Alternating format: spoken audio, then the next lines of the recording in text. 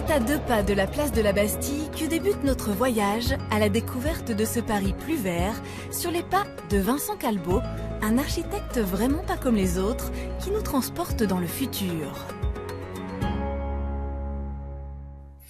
Ce jeune Belge trentenaire est un visionnaire qui a déjà 50 ans d'avance. Il est l'un des architectes qui travaille actuellement sur le projet du Grand Paris à l'horizon 2050. Et pour lui, l'avenir de la capitale passe irrémédiablement par une alliance avec la nature. L'homme, il s'est un peu autoproclamé l'homo sapiens, comme l'espèce la plus intelligente de notre petite planète bleue.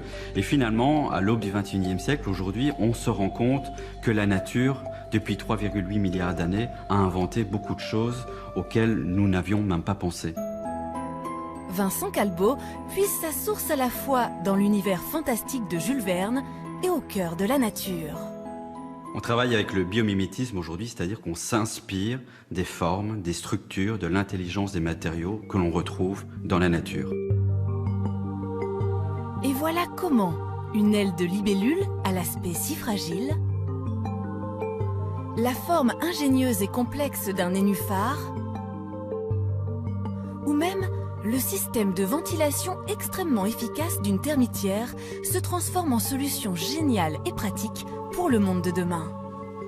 Par exemple, l'architecture ruche. On s'est inspiré directement des petites alvéoles que fabriquent les abeilles pour construire finalement leur habitat et produire leur miel, pour inventer l'habitat du futur pour les étudiants parisiens. Porte des Lilas, on a inventé une ruche pour les étudiants où ils peuvent habiter suivant un habitat alvéolaire. À l'horizon 2050, Paris et son agglomération compteront 3 millions d'habitants supplémentaires qu'il faudra bien loger. Avec ces habitations inspirées des alvéoles d'une ruche, notre architecte propose une grève végétale totalement autonome avec toiture en panneaux solaires et jardins suspendus qui permettrait de doubler la surface habitable.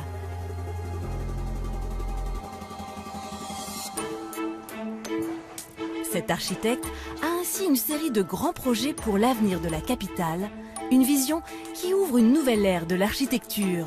On est dans le processus inverse d'il y a 10 siècles par exemple. On reconstruit la nature sur la ville et pas la ville sur la nature.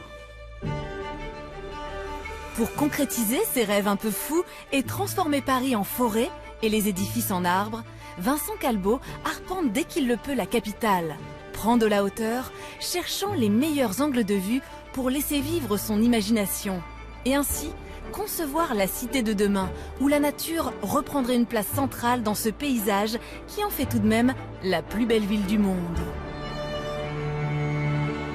Ici, je suis au cœur de la plus belle ville du monde, dans cette ville grise et minérale que je rêve de transformer en une ville végétale.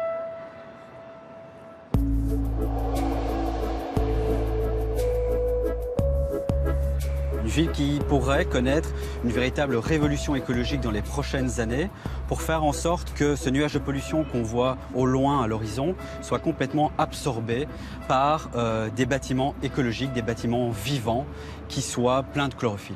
Je me dis qu'on pourrait transformer la tour Montparnasse en un véritable Central Park, non pas horizontal mais vertical, qui serait un véritable verger public, partagé pour les Parisiens, qui deviendraient cultivateurs de la tour. Je pense qu'aujourd'hui, nous ne sommes plus dans l'utopie. On peut considérer que les gargouilles et les chimères de Notre-Dame, qui étaient chères à Victor Hugo, viennent côtoyer des bâtiments intelligents du XXIe siècle.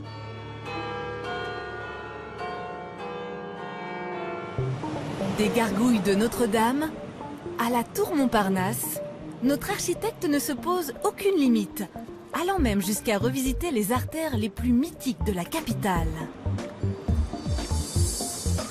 Ici, nous sommes rue de Rivoli, la rue qui est dédiée vraiment au tout à l'automobile, qui représente vraiment une autoroute urbaine qui traverse Paris d'est en ouest sur plus de 3 km, qui est très polluée sur le plan atmosphérique, sur le plan sonore, et qu'on a vraiment envie de revégétaliser par une nature sauvage.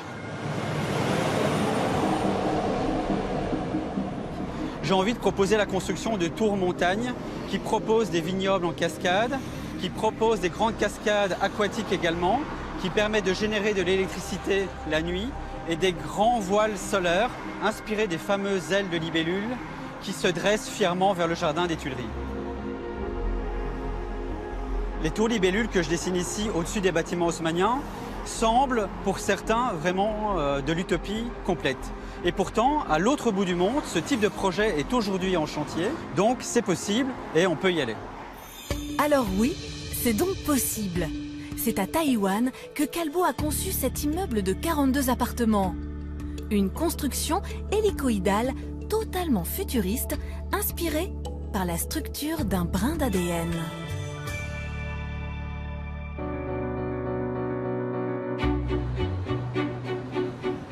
En attendant que ses idées prennent vie dans le futur Grand Paris, Vincent Calbo continue son travail, imaginant sans cesse sur la moindre parcelle, même la plus inattendue, le monde de demain. Dans ma vision, je pense qu'on n'habite pas encore assez la Seine aujourd'hui. On ne fait que la traversée d'une rive à l'autre. C'est-à-dire que tous les ponts dédiés à l'automobile ou toutes les passerelles dédiées aux piétons sont simplement des points de passage d'un point A à un point B, de la rive gauche à la rive droite.